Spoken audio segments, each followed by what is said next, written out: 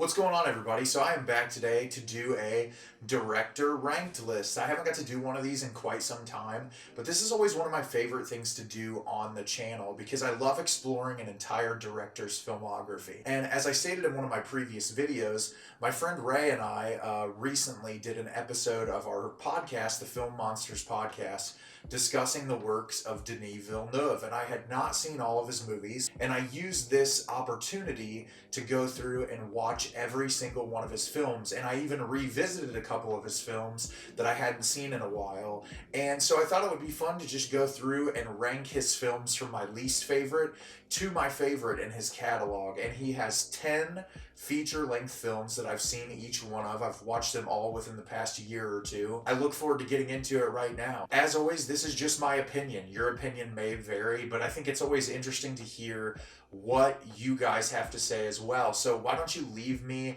your ranked list of Villeneuve's catalog in the comments. I'd love to hear where these films fall and align on your list compared to mine. It's always super cool to hear what people's opinions are on a certain director's filmography, and I look forward to getting into it right now. So coming in at number 10 is Denis Villeneuve's 2009 film Polytechnique. This was his return after taking almost a 9-year hiatus from making films, and I cannot deny that this film is technically brilliant.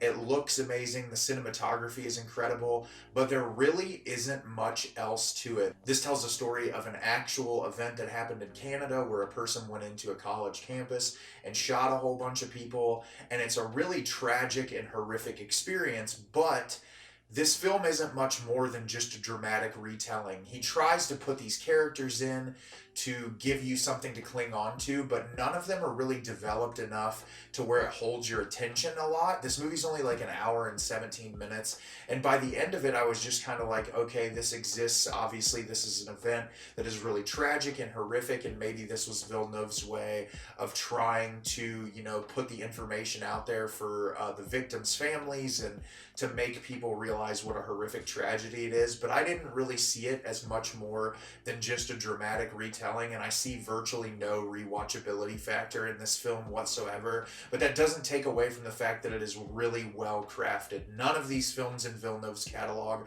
are bad. This is just the one that I would probably revisit the least, and that I feel like just exists as a one-time viewing to kind of see where his film career would go. Coming in at number 9 is the film Maelstrom. This is really early in Villeneuve's catalog. This is the second film that he made, and I feel like I respect this movie a lot more for what it's trying to do than what it actually accomplishes. So this film starts off with a talking fish, yes, a talking fish, telling you that he's going to tell you this story, and the story is about a young woman who works in the fashion industry who gets an abortion, and her life is kind of falling apart, and one day she actually accidentally hits this fishmonger with her car, and it sets off this trajectory of events that just kind of sends her life in this spiral. And it's a really interesting story, and I feel like there's good performances in this film, but the problem that I had with it is that it's just kind of all over the place.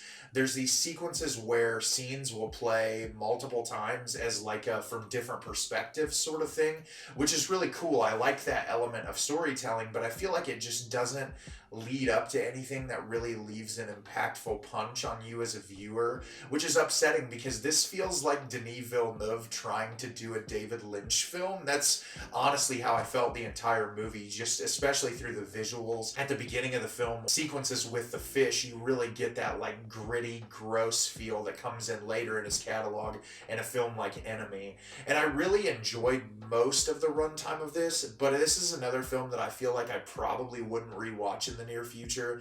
It has a really brief runtime, and there wasn't enough for me to hold my attention to want to go revisit this, even though there's some really cool ideas that are explored. So coming in at number 8 is going to be August 32nd on Earth. This is Denis Villeneuve's very first film. I really liked this movie. It's a very simplistic story and more just kind of like these two characters and their relationships together. There's a little bit of a surreal element that exists in some of Villeneuve's other films, but this movie just tells a story of a young woman who at the early part of the film gets into a car accident. When she gets out, she feels like her life's kind of falling apart, and so she decides that she wants to have a baby, and maybe that having a baby will send her life in a different trajectory. And so she contacts contacts one of her best friends and says, hey, I want you to get me pregnant, but I'm not going to hold you responsible to be the father. I will completely take care of the child, and you can just do me this favor. And so he jokes with her because he doesn't think she'll actually do this, and says, I will get you pregnant if you go out in the desert with me to have sex. And so they leave Canada and fly to the desert together,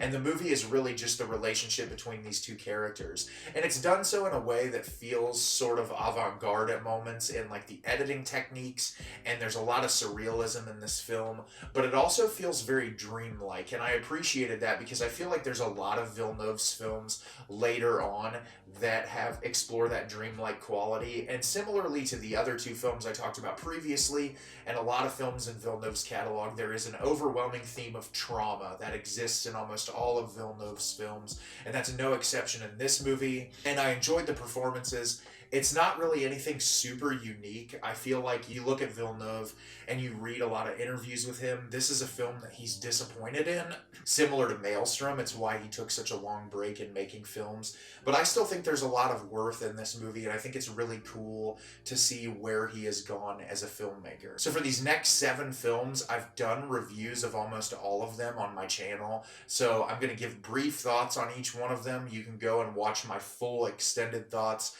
throughout. I'll try to leave some of the links in the video for some of those reviews, however many YouTube will let me get through. So coming in at number 7 is the film Sicario. I just did a review on this recently. I enjoyed the beginning of this film quite a bit. It's a really action-packed and intense thriller that kind of introduces you into this drug cartel world and how the United States FBI is trying to combat drug trafficking from Mexico into the United States and trying to shut down this cartel leader. And it has a really interesting premise, but what I had an issue with this movie, you're introduced to Emily Blunt's character, and they really heavily focus on how she's going to be the main character. We're going to focus on her throughout the entire runtime of the film, and then it kind of switches trajectories at the midway point where Benicio del Toro and Josh Brolin's characters become the main focus of this movie, and it just feels kind of all over the place. And, you know, I love the show Sons of Anarchy. I know the show Narcos was really popular over the past several years, so films and television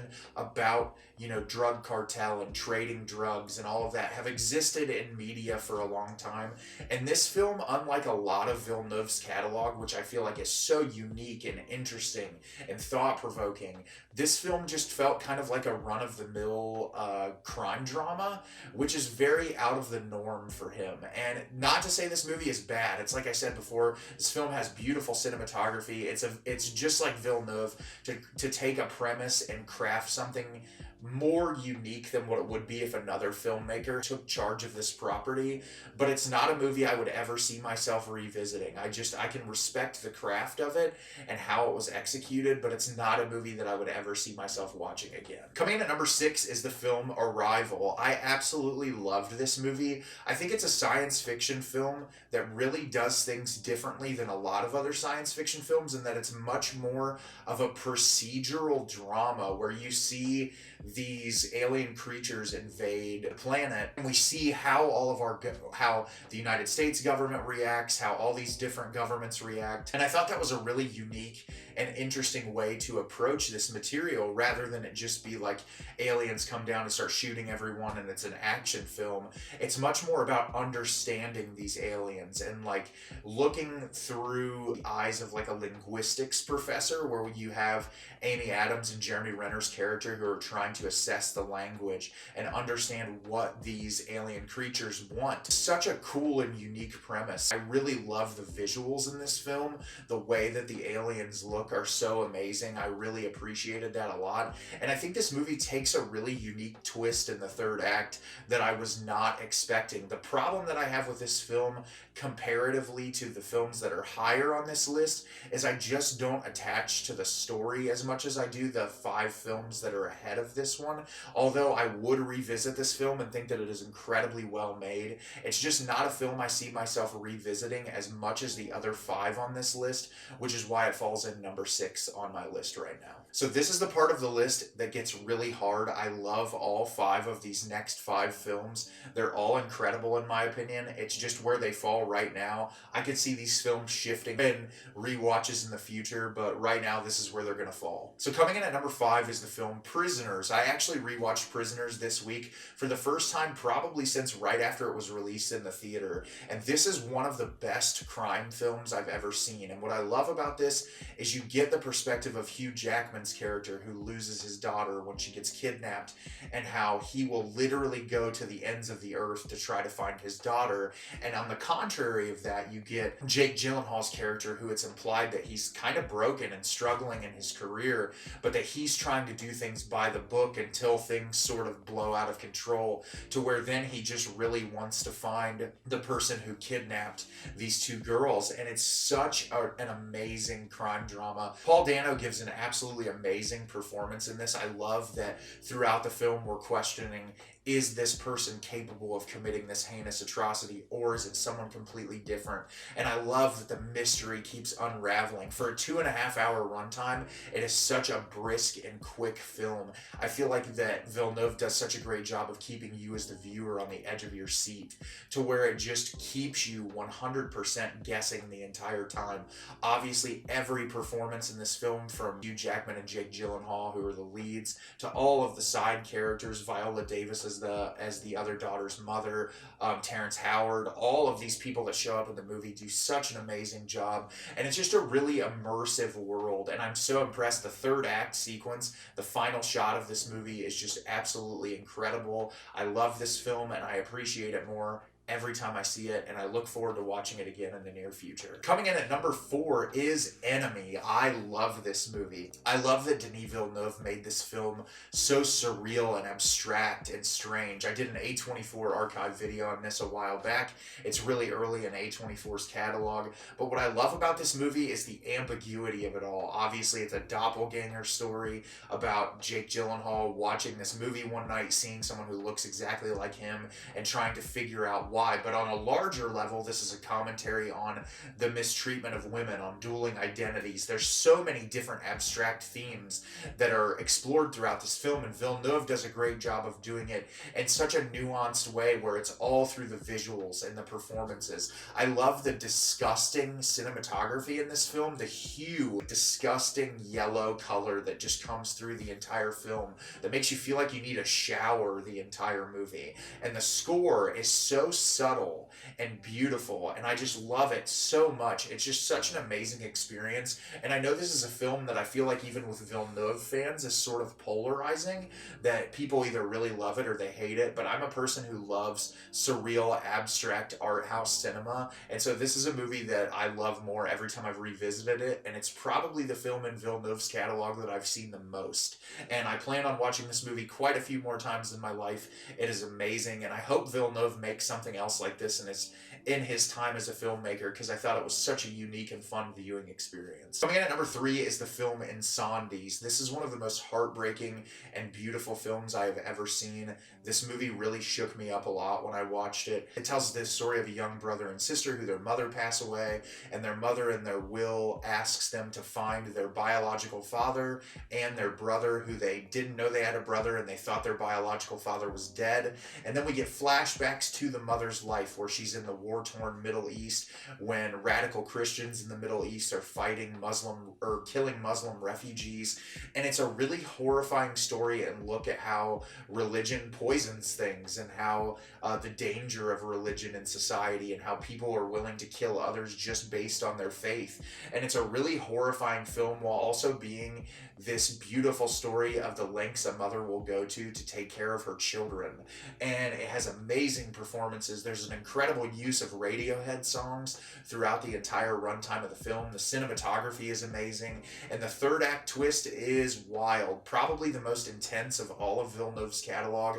I absolutely love this movie. I know it was nominated for a lot of awards. It deserved all of them. It's incredible. This film I feel like is interchangeable with the top 2 on my list. It would probably just depend on the mood that I'm in, but this is a masterpiece, and it's 100% a film that if you have not seen in in Villeneuve's catalog, you 100% need to watch it. So coming in at number 2 is Dune. I absolutely love this movie. I know it's only one half of a 2-part series, but I love science fiction, and I love science fiction worlds, and I feel like this is such an immersive and incredible experience. The performances from the top down, looking at Timothée Chalamet, Rebecca Ferguson, Oscar Isaac, Jason Momoa, everyone that shows up in this film does such an incredible job. And what I thought was amazing is Villeneuve is obviously leading up to this big second part punch that's going to happen in Dune Part 2. And what he did was create such an immersive world that all of these little nuances of things that exist on these planets are introduced, whether through expositional dialogue or just showing you as the viewer on screen. And it really just is captivating. And that's what I love about the science fiction worlds that Villeneuve has been able to create throughout his career, is they're so captivating and immersive and beautiful. And Dune is one of those, like, you could take a screenshot of any second through that film and it's just beautiful to look at, and it's so amazing, and I'm so looking forward to Part 1. I did a review of Dune recently, so if you want to hear my full thoughts on it, it came out just a couple days ago. I feel like I'm going to love this movie even more when Part 2 is released. So if you've been paying attention, coming in at number 1 is Blade Runner 2049. I saw this movie for the first time this year, and I will say this is not only the best film in Villeneuve's catalog, but it is one of the best science fiction films ever made. I enjoyed the first Blade Runner. I think it's a good movie. It sets up a really immersive and unique world. The practical effects that Ridley Scott did were so amazing for the time period, but I liked the themes and what the movie was going for more than the actual execution. 2049 takes all of those themes and ideas that Ridley Scott wanted in the original, but grows on them even further in this. I feel like Ryan Gosling and Ana de Armas give two of the best performances I've seen in a really long time in a movie. I love that they approach this idea through the idea of a replicant and how he can be perceived as a human being. Could he possibly have emotion? All of these other thoughts that the first film was trying to explore with Rutger Hauer's character, but never really gets into it 100% because his character is shoehorned to the last 20 minutes of the film. The cinematography in this earned Roger Deakins his Academy Award, which he definitely 100% has deserved his entire career. But this is similar to what I said with Dune, that every single frame in this is just absolutely beautiful. Hans Zimmer did the score to this film along with Dune, which are two of the best science fiction scores that have existed in my lifetime, at least. And I just feel like this is a movie that I can rewatch over and over and over again and never get tired of. This has like a 2.5 hour runtime plus, and it just is so brisk and incredible. Every performance in this movie, including Harrison Ford, is just so amazing. And I feel like this is just a science fiction world that I never wanted to leave. And I think Villeneuve has really proved how amazing he is with science fiction with these two huge properties and Arrival. He just really knows how to do amazing CGI with practical effects and making just these worlds that you never want to leave. And Blade Runner 2049 is a masterpiece, and it is my favorite film in Villeneuve's catalog. So what do you think of my reviews? Do you agree? Do you disagree? I'd love to see your lists in the comments as to where these films rank on your list of Villeneuve's entire catalog. As always, if you can like the video and subscribe to the channel, it helps me out a lot and lets me know the type of content you're looking for. I'm always putting out new material and look forward to getting more out for you in the near future. As always, everyone, thank you so much for watching and have a great rest of your day.